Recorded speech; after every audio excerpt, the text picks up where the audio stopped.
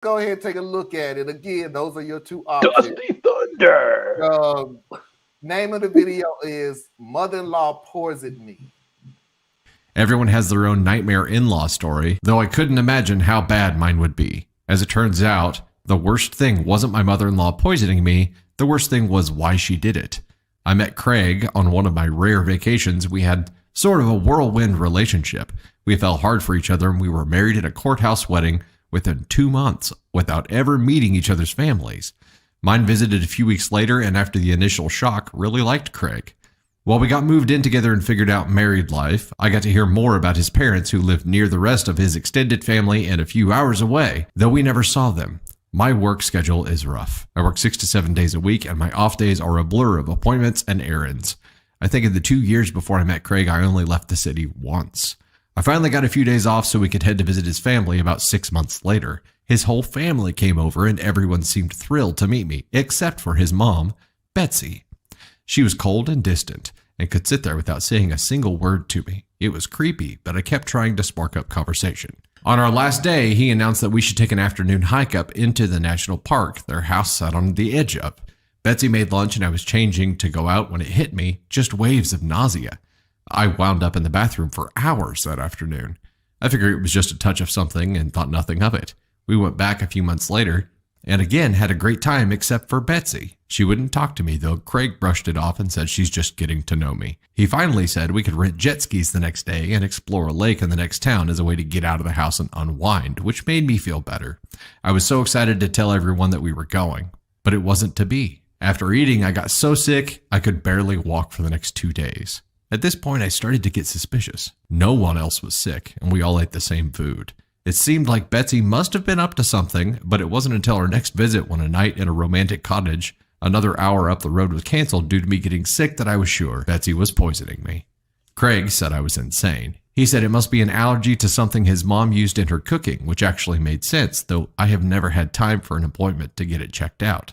Still, I decided on the next trip that I'd make a big casserole and bring it with us. If I cooked the food and served it, nothing could be added. Well, I hadn't had 2 bites before I realized I had left the wine I was drinking unattended while I was heating up the casserole, and my stomach was already doing flips.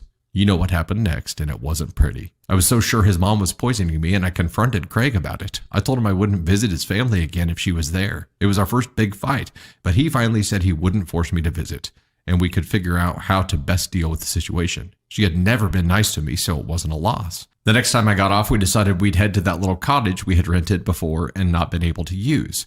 We were driving right past his family place and it seemed rude to not stop, so we compromised and bought some pizzas. I even decided just to not drink anything unless it was water from the tap. We got in and threw pizza on our plates when one of his cousins arrived and everyone briefly left the food unattended. I realized my mistake almost immediately and decided to try an experiment. Craig and I both had 2 slices, so I just switched our plates while everyone was in the next room. Craig was so sick I was really worried about him. The drive to the city was awful. We had to pull off a lot, and he was a mess. We had been back home for 3 days before I broke down and told him I had switched the plates. I've never seen such anger before. The rage in his eyes is something I'll remember for the rest of my life. He shoved me into a wall, then came flying at me. He threw me over the couch, but somehow I managed to grab my keys and phone and ran out of the door, not even wearing shoes. Wait, why would he be pissed at her? Oh, just wait. Oh, you'll see. I got lucky with the elevator and made it to a friend's place safely, finally turning off my phone after I missed his 47th call. I had no idea what to do or when it would be safe to go home. It was the scariest time of my life. It was 2 days before I turned my phone back on when I heard the messages from the police. I drove upstate immediately. Craig was dead. Betsy had shot him after he broke into her house and charged at her with a knife. I learned that Craig had been married once before and his wife had died on a tragic hiking accident. Craig made a lot of money in the life insurance payout, and Betsy always suspected Craig had killed her and was nervous about letting him be alone with me, especially out in the remote area he was so familiar with from his childhood. So she ensured that every time he planned an outing that I would be sick. It wasn't easy, but she didn't think I would believe her, as no one else had ever shared her suspicions about Craig.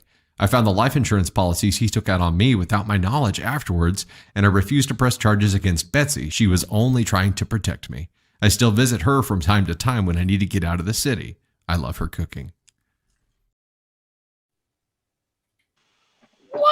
So it's definitely gonna be a nah. But boy, it would make a great little docu-series type joint. It would be like this would be a good episode of like The Young and the Restless or something. Hold on, I'm confused. So the mother-in-law wasn't trying to kill her; she was trying to kill the son.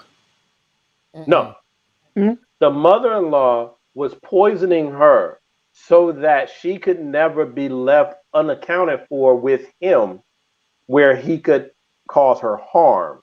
So what he liked, because basically his first wife died out on a hiking trip or some outward excursion, and it seemed a little funny, right? So mom, instead of confronting her son, because I guess she couldn't, there's no proof, she decided I'm gonna just keep making the girl sick so she can't ever go on these hiking trips.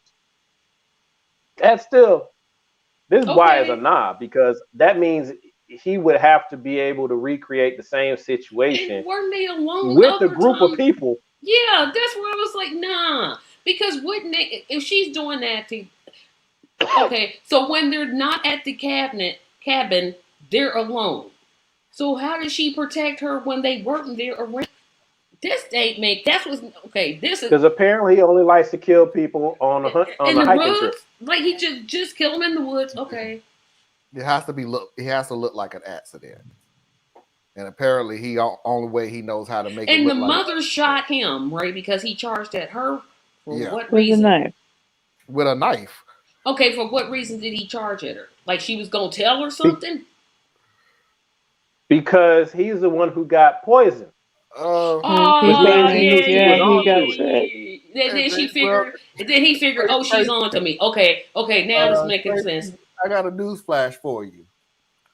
If I have a gun and you have a knife and you charging at me with a knife, my first intention is not to ask, but why?